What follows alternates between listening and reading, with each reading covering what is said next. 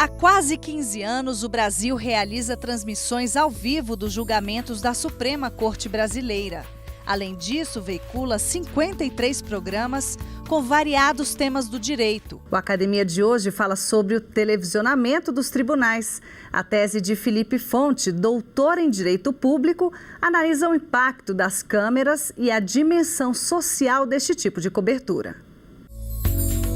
A sociedade aberta de telespectadores, televisionamento, opinião pública e legitimidade da jurisdição constitucional.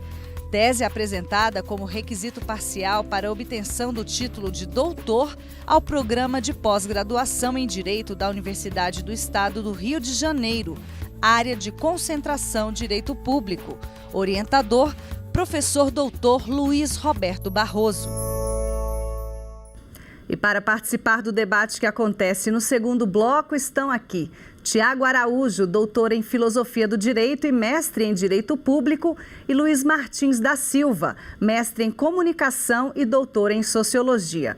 Mas antes de começarmos a nossa conversa, vamos a um breve resumo do tema. A primeira transmissão ao vivo de uma sessão de julgamento de uma Suprema Corte de um país foi realizada no Brasil pela TV Justiça. Criada em 2002 com status de emissora pública, tem como foco preencher lacunas deixadas por emissoras comerciais em relação a notícias sobre questões judiciárias e informar e ampliar o acesso à justiça. Inglaterra e México, inspirados na experiência brasileira, também transmitem os julgamentos de suas cortes constitucionais. A tese de Felipe de Melo Fonte descortina os argumentos favoráveis e contrários ao uso de câmeras em julgamentos. Aborda o impacto das câmeras na celeridade das decisões e identifica a importância da dimensão social da transmissão dos votos nos tribunais. Felipe, seja bem-vindo à Academia. Obrigado. É um prazer tê-lo aqui. Felipe, como a gente viu no resumo, o Brasil, a TV Justiça, é pioneira nesse tipo de televisionamento. Esses 15 anos, de uma forma geral, foram de contribuição? Olha, eu, em primeiro lugar, gostaria de agradecer a você, Jordana, por participar do programa, ao Tiago e ao Luiz por estarem aqui para debater também. A minha impressão é que sim. Mas, assim, do ponto de vista de política pública, o que se afirma em defesa do televisionamento de tribunais é que, em primeiro lugar, do ponto de vista histórico, ele reduz a arbitrariedade dos julgadores. Em segundo lugar, você tem o aumento da legitimidade das cortes e, como diria o Norberto Bobbio, a democracia é o governo em público e os tribunais fazem parte, são instrumentos de governo também, por isso deveriam também estar em público. Existe um argumento dos efeitos, chamados efeitos preventivos, que a divulgação dos julgamentos faria com que as pessoas cumprissem melhor as leis. E dos efeitos, o último argumento seriam os efeitos educacionais. Eu particularmente acho, depois de fazer essa pesquisa, que especialmente a legitimidade do Supremo Tribunal Federal e a educação do público são pontos fundamentais para a sociedade brasileira. Então, a minha conclusão é que é extremamente positiva. Inclusive, foi essa questão social, essa contribuição social que te motivou. Pois como eu poderia falar no resumo mais amplo, o que eu percebo é que as pessoas transformaram e passaram a discutir temas constitucionais nas ruas. O ministro Carlos Veloso, em certa aparição pública, disse que o Supremo Tribunal Federal tinha virado papo de botequim. E a questão é saber se isso é bom ou ruim. Na minha opinião, política constitucional deveria ser debatida pelas pessoas comuns, porque a Constituição se dirige a elas. É claro que há outros riscos envolvendo outras questões jurídicas, por exemplo, quando se trata de processo criminal. Mas quando se trata de política constitucional, na minha opinião, você trazer as pessoas para dentro do discurso constitucional, eu acho muito importante. Uhum. A sua tese já virou livro? Virou livro. Foi publicada pela editora Lumen Juris. Uhum. Ela ainda não está à venda, mas estará em breve. E, Felipe, para embasar a sua pesquisa, você utilizou uma bibliografia ampla e nós vamos mostrar agora algumas delas. Vamos ver. Hermenêutica Constitucional, a Sociedade Aberta dos Intérpretes da Constituição. Peter Aberli, editora Fabris. Audiovisual Coverage of Courts, a Comparative Analysis. Daniel Stepniak, editora Cambridge University Press. A Constitution of Many Minds, Cass Sustein, editora Princeton University Press. Felipe, agora a gente abre espaço para que você exponha a sua pesquisa e conclua o seu raciocínio. Sim, a minha percepção de convívio social foi nesse sentido de que as pessoas começaram a discutir política constitucional no botequim, nos seus almoços de domingo, e a partir daí eu senti a necessidade de fazer uma pesquisa talvez defendendo a TV Justiça. Eu já tinha um viés desde partida porque a minha impressão era positiva. Então, para fazer essa pesquisa, como é que eu organizei meu trabalho? Em primeiro lugar, eu busquei fazer um mapa de argumentos, que é a primeira parte, em que eu procuro definir por que você deveria ou não televisionar um tribunal. Na segunda parte do trabalho, aí sim eu busquei analisar os efeitos da TV Justiça sobre os julgamentos no Supremo Tribunal Federal. Comparei o período, o tamanho dos votos e o volume de julgamentos do período de 10 anos antes da TV Justiça e no período de 10 anos posterior à TV Justiça, e especificamente usei a classe processual da ação direta de inconstitucionalidade, porque é algo que tem uma doutrina já mais assentada ao longo do tempo. O resto mudou muito ao longo do tempo. E o que eu descobri é que, de fato, na década posterior à TV Justiça, os acórdãos em ações diretas de inconstitucionalidade ficaram 60% maiores. Para ter um grupo de controle e poder validar esses dados, eu usei os habeas corpus julgados pelas turmas, e houve um aumento também no número de habeas corpus, imagino que por conta de informatização, aumento de assessores. É claro, são todas com causas relevantes nesse processo, mas o aumento foi muito menor do que o aumento de tamanho no julgamento plenário. E claro, o Supremo, para compensar os julgamentos menores no plenário, ele passou a julgar mais monocraticamente. O momento seguinte foi tentar qualificar, do ponto de vista qualitativo, por que teve esse aumento e em que esse aumento se justifica, se isso é bom ou ruim, porque o aumento de fato existiu. E a minha percepção é que, e isso eu defendo no trabalho, a partir da análise de diversos julgados, é que o Supremo passou a tentar dialogar com as pessoas comuns, né? Essa dimensão externa, social, ela não existia nos julgamentos do tribunal. O tribunal antes julgava para que serviu o voto? Para você tentar convencer os seus pares de que a sua visão sobre o direito é a correta. E ela serve também para você cumprir o dever de fundamentação das decisões judiciais que se dirige às partes. Agora, quando você pensa que os acordos do Supremo têm citações de Tom Zé, Ana Carolina, Jesus Cristo, Aristóteles, tem poesia, e tem um linguajar com o uso de muitas metáforas, você pensa, por que isso está presente nos votos? E a minha resposta para essa mudança é exatamente essa preocupação de falar ao público, de saber que você está falando com o público externo. Então, os votos são lidos em plenário e depois você tem uma versão juntada, que muitas vezes é diferente desse voto lido aos autos, porque a versão do voto lido é a versão para a academia, a versão do voto juntado é a versão do voto para a academia, e o voto lido é o voto para a pessoa de fora. Então tem uma versão do diretor e uma versão comercial, digamos assim, dos votos no Supremo. E é claro que elas estão exercendo funções diferentes. E eu acho que quando o Supremo ele traz para si essa preocupação com o cidadão comum, é claro que o cidadão responde na mesma moeda, e isso é algo que é muito importante, porque o que ocorre é uma superação do filtro tradicional de mediação entre o cidadão comum e a Corte Constitucional, que é a mídia, os jornais e os próprios advogados. E na última parte do trabalho, eu busquei defender, do ponto de vista de argumentos de filosofia constitucional, de filosofia do direito, metodológicos, por que isto tudo é positivo. Espero que eu tenha tempo para debater esses fundamentos filosóficos, mas acho que a tese central da pesquisa é essa dimensão social agregada aos votos do ministro do Supremo Tribunal Federal, que eu acho que é uma grande contribuição do Brasil para o direito constitucional no mundo. Ok. Muito obrigada pela sua exposição. Debateremos no segundo bloco, porque agora vamos para um breve intervalo e já retornamos. Tem debate aqui no Academia. Já.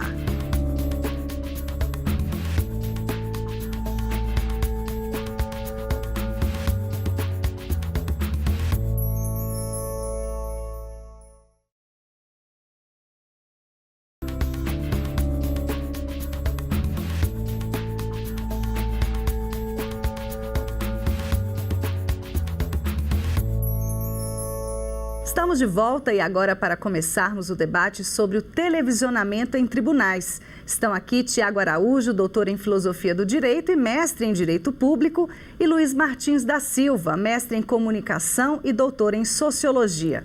Sejam bem-vindos à Academia. Vamos ao debate. Podemos começar com você, Tiago? Sim. Jordana, Felipe, eu gostaria de agradecer inicialmente o convite para estar aqui, e não posso deixar de observar o inusitado de a gente estar na TV Justiça falando sobre uma tese que, né, tem esse objeto também, a TV Justiça. E queria agradecer também o Felipe, parabenizar o Felipe por essa tese que vai desde a empiria até argumentos de filosofia constitucional, a gama de autores, a metodologia é muito bem pesquisada, é muito bem aproveitada para a realização desse trabalho. E indo ao questionamento, indo ao debate, Felipe, a comunicação é uma via de mão dupla, né? E você é muito claro ao expor os argumentos que vão do Supremo, vão do plenário do Supremo até a população. A questão da legitimidade, da aquiescência, da própria educação cívica, mas à exceção de um episódio que não faz parte do seu recorte, como você bem coloca, à exceção de um episódio aí de o julgamento de um caso específico, em relação ao julgamento de teses, não é tão claro a questão de como os inputs, de como o aporte do público, ele pode influenciar a atividade, ele pode iluminar, ele pode ampliar os argumentos aí dos ministros. Eu queria lhe ouvir sobre isso. De fato, Tiago, obrigado pela pergunta. Esse é um problema que a gente enfrenta, não só na jurisdição constitucional brasileira, mas talvez até na jurisdição comum. Na medida em que você tem essa dimensão externa, essa audiência nova entrando na mente, no ethos do julgador, ele passa a considerar de alguma forma como as pessoas vão receber os julgamentos dele. Assim. Então, eu acho que existe um papel talvez inconsciente, um elemento inconsciente entrando no julgamento do Supremo que vai levar a essa consideração. Então, quanto mais input, melhor. É claro que isso traz o risco que a participação traz, que é de emperrar ainda mais o tribunal, mas isso deveria ser equilibrado. A gente está falando aqui de julgamento de tese, dos casos relevantes que o Supremo tem julgado. Não para qualquer coisa, evidentemente. Ok. Professor? Os meus parabéns pela qualidade da tese, uma tese impecável, formalmente muito bem cuidada. O assunto, eu diria que é original e mais do que isso, mais necessário. É uma tese que ela não se esgota numa certa demonstração de uma hipótese e parou ali. E eu até diria que ela é mais do que uma tese sobre uma TV Justiça ou sobre o Supremo. Então, é uma tese que vai bater nas portas, digamos assim, dos avanços do Estado brasileiro, e não só do Estado brasileiro, mas na questão do Estado, e nessa combinação perfeita da democracia, que é a obrigação do Estado de informar e o direito do cidadão de saber. Então, eu já faço logo uma provocação para você, que é no sentido de, o Estado não é só o poder, aliás, essa relação entre Estado e poder, né? Nós já temos autores precedentes, como o caso de Hannah Arendt, de Habermas, né? Que questionam essa questão da opacidade do Estado. Então, assim, quanto mais opaco o Estado, significa que menos empoderado está a cidade, menos sabe o cidadão e mais o Estado tem segredos. Não é isso? Então, a própria ideia do Estado republicano, quer dizer, primeiro não existe Estado sem publicidade. Estado republicano sem publicidade, então, é um despropósito. Pergunto a você vê, digamos assim, possibilidades, ou o que você acha de desdobramento de que não só Brasília, não só o Supremo, não só o Poder Judiciário concentrado em Brasília tem essa visibilidade? Você vê alguma perspectiva de que o Brasil como um todo tenha mais visibilidade, que o Poder Judiciário tenha mais visibilidade, que a Justiça tenha mais visibilidade? A segunda parte da minha pergunta é um termo que, felizmente, já foi traduzido, né, que se falava muito em literacy, mas a literacia da justiça, a literacia do direito, a literacia dos direitos. Você vê a possibilidade de que a TV Justiça possa contribuir? A Jordana falava em mais de 50 programas Ou seja, a TV Justiça não é só a publicidade legal do que acontece nos atos e nos autos, né? Então, ela tem N programas que servem também, digamos assim, para o subsídio ao cidadão para que compreenda melhor dever, direito, justiça, a obrigação legal e a obrigação moral, digamos assim. É claro que um projeto de pedagogia amplo de uma sociedade que acabou de fazer sua transição para a democracia é algo de longo prazo e talvez eu invista fichas demais no Supremo como protagonista desse papel.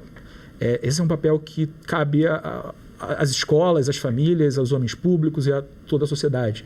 Mas eu acho que nesse papel particular, nessas pequenas coisas, quando o vídeo do ministro Luiz Roberto Barroso fala que o cidadão comum deveria ter sua liberdade assegurada quando dentro da sua casa, para fazer o que bem entender, para exercer sua autonomia, eu vejo nisso um potencial emancipatório, transformativo, e eu acho que o ganho que a gente pode ter, ainda que marginal, é um ganho significativo. E hoje no Brasil, o que o ministro do Supremo fala é algo dotado de grande repercussão social. Ok. Tiago. Você cita o Justice Scalia falando que, em realidade, a familiaridade gera o desprezo. E hoje, quando a gente tem uma sociedade, né, que cada vez mais apresenta um índice de atenção medido numa unidade de tempo muito curta. Os vídeos, eles para viralizarem, eles precisam ter menos que 2 minutos.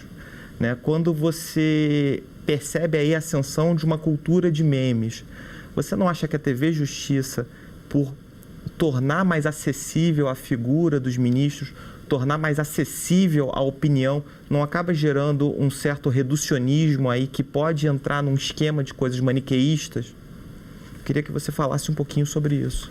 Vamos lá. O ministro Scalia, ele usou esse argumento numa entrevista para ser contra o televisionamento da Suprema Corte dos Estados Unidos, que é uma discussão candente até hoje lá. Mas eu acho que o medo dele é um medo que não se justifica, que se justifica, mas que não pode ter lugar numa democracia. Assim, numa democracia, a gente não tem espaços sagrados livres da crítica do público. Cultura de memes e pílulas de informação. A gente vive num tempo, de fato, de atenção diminuída, né? A sociedade líquida, essa pouca preocupação com o conteúdo. Vemos em tempos de pós-verdade, que é a palavra do ano, né? Mas aí eu penso que talvez a gente tenha que colocar a TV Justiça, fica aqui a sugestão, para que ela própria divulgue os seus clipes com os trechos mais relevantes e distribui em redes sociais também. Assim, é preciso... Essa seria uma estratégia de contra-ataque. E é claro, isso... A gente tem à parte um projeto que é um projeto educacional da sociedade brasileira, que precisa também ser desenvolvido. A TV Justiça não é a tábua de salvação, não é o santo graal, não vai resolver todos os problemas do Brasil do dia para a noite. Né? Se as pessoas não se educarem por conta própria, as coisas não vão mudar. Ok, professor? A minha pergunta vai um pouco também nessa linha, só que considerando mais uma vez a questão de saber. Né? Porque você citou aí a lei de acesso à informação, eu fiquei aqui imaginando um cidadão que batalha por obter a informação do Estado e depois ele não compreende essa informação. Aí a gente vamos fazer um pouquinho, digamos assim, separar um pouquinho as camadas entre, digamos, o que é daquela camada mais dura, né, que é da publicidade legal, da lei dos atos e dos autos, né, e das reflexões para digamos assim, a compreensão do cidadão, do que ele está vendo, não é? E aí eu queria fazer uma pergunta a você sobre como fica para o cidadão a tradução do juridiquês, então, e o papel da TV Justiça nesse aspecto. Então, digamos assim, é uma separação entre, digamos assim, a publicidade legal e a publicidade institucional. Então, o próprio debate, as entrevistas, as escutas, a polêmica, não é? Porque, por vezes, a justiça é uma polêmica e a sociedade vai polemizar e vai tirar o seu, digamos assim, existe a justiça e existe a justiça que a sociedade esperava, não é isso? Para que a sociedade tenha elementos de compreensão do juridiquês, digamos, Você poderia comentar um pouco esse papel de tradução para o cidadão? De modo geral, a gente tem transitado de uma ciência jurídica que gostava de escrever em latim e escrever difícil para uma ciência jurídica que escreve de modo mais fácil. Eu acho que esse é um fenômeno que a gente percebe. Mas eu acho que a TV Justiça, como eu disse, de maneira talvez até insidiosa e inconsciente, tem mudado isso. A minha percepção é que as decisões do Supremo Tribunal Federal são muito mais claras, tendem a ser muito mais claras que a decisão de juiz de primeiro grau, onde eu trabalho lá na primeira instância. O Supremo tem preocupações em apresentar as suas fórmulas de maneira clara para o público. Recentemente, a ministra Carmen Lúcia, com aquela frase maravilhosa, cala a boca, já morreu, quem manda na minha boca sou eu, que repercutiu no Globo no dia seguinte, e que todas as pessoas que eu conheci... Eu entrei num táxi e o taxista estava falando cala a boca, já morreu, falando, olha, liberdade de informação, liberdade de expressão é um valor importante na sociedade brasileira. Então, eu não estou dizendo que a gente está no mundo ideal ainda, e a prática de juntar, como eu falei, um voto escrito e ter um voto oral revela que os ministros também estão preocupados com a técnica, com o hermetismo, com apresentar uma versão que seja palatável para a academia.